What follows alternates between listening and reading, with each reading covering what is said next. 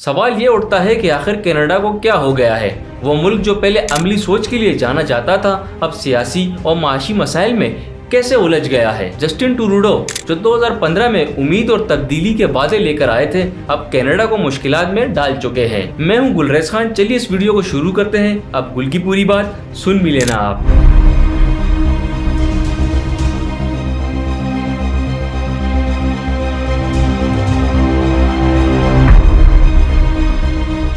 Justin की क़यादत ने आलमी इत्तेहादियों को नाराज किया, अंदरूनी मसाइल को बढ़ाया और कनाडा की आलमी साख खराब कर दी है। जस्टिन के दौर में कई तनाज़े हुए, जैसे खराब खारजा पॉलिसी, इंतहा पसंदी, नजरियात और इमिग्रेशन पॉलिसियों का बेकाबू होना। हाल ही में जस्टिन ने बगैर सबूत भारत पर इल्जाम लगाया कि भारतीय एजेंट्स ने खालिस्तानी हामी हरदीप सिंह नजर का कत्ल किया। इससे कनाडा और भारत के ताल्लुकात खराब हो गए और भारत ने इन इल्जामात को मजाकाखेज कहकर मुस्तरद कर दिया। भारत पर बगैर सबूत इल्जाम लगाते हुए कनाडा पर इंतहा पसंदियों को पनाह देने का भी इल्जाम लगाया गया है।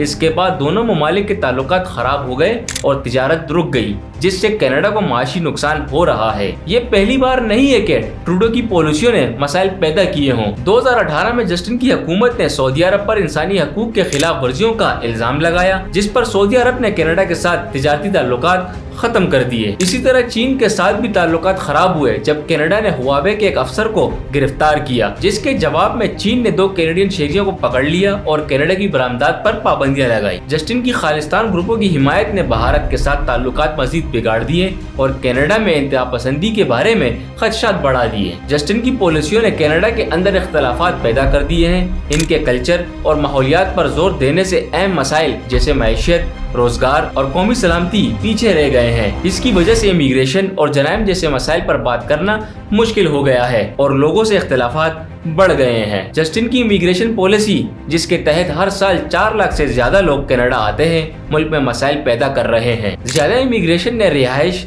सेहत और रोजगार पर दबाव बढ़ा दिया है और घरों की कीमतें इतनी ज्यादा हो गई है कि कई कैनेडियन के लिए घर खरीदना मुश्किल हो गया, खास तौर पर टोरंटो जैसे शहरों में। और दूसरे शहरों में रिहाइश के वसाइल बढ़ रहे हैं, जहां किराया और घर की कीमतें बहुत ज्यादा हो गई हैं। कनाडा की नौकरियों की मार्केट बढ़ती हुई आबादी के साथ नहीं चल रही, जिसकी वजह से बेरोजगारी का मसला है। हुनरमंद लोगों को कम नौकरियां मिल रही हैं और वो अपने खर्चों को पूरा करने में मुश्किल महसूस कर रहे हैं। हालांकि हुकूमत ने बहुत पैसे खर्च किए हैं। कनाडा के कुदरती वसाइल के बावजूद जस्टिन की पॉलिसियां मुल्क को खतरे में डाल रही है। अब कनाडा के आलमी हैसियत कमजोर हो चुकी है।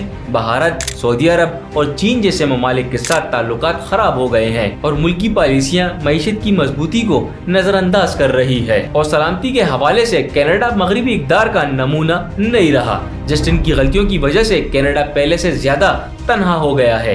कनाडा की साख जो कभी एक खुशहाल मुल्क थी, अब कमजोर हो रही है। कैनेडियन ख्वाब जो उम्मीद की अलामत था, अब जस्टिन की क़यादत के बोझ तले दब रहा है। बढ़ती हुई बेरोजगारी और लोगों की बेचैनी की वजह से कनाडा अब वो मौक़ों का मरकज नहीं रहा जैसे कि पहले था। जस्टिन की क़यादत में दरारें बढ़ रही हैं। अब सवाल ये नहीं है कि क्या जस्टिन ओहदे से जाएंगे, बल्कि ये है कि आने वाले रहनुमाओं के लिए कितना नुकसान बच जाएगा। जस्टिन के दौर में कनाडा एक ज़वाल पजीर मुल्क बन गया है जो दुनिया में अपनी जगह खो रहा है। हम उम्मीद करते हैं कि आपको ये वीडियो अच्छी लगी होगी। गुलरेज खान को सब्सक्राइब करें और बेल आइकॉन को भी जरूर दबा दीजिएगा।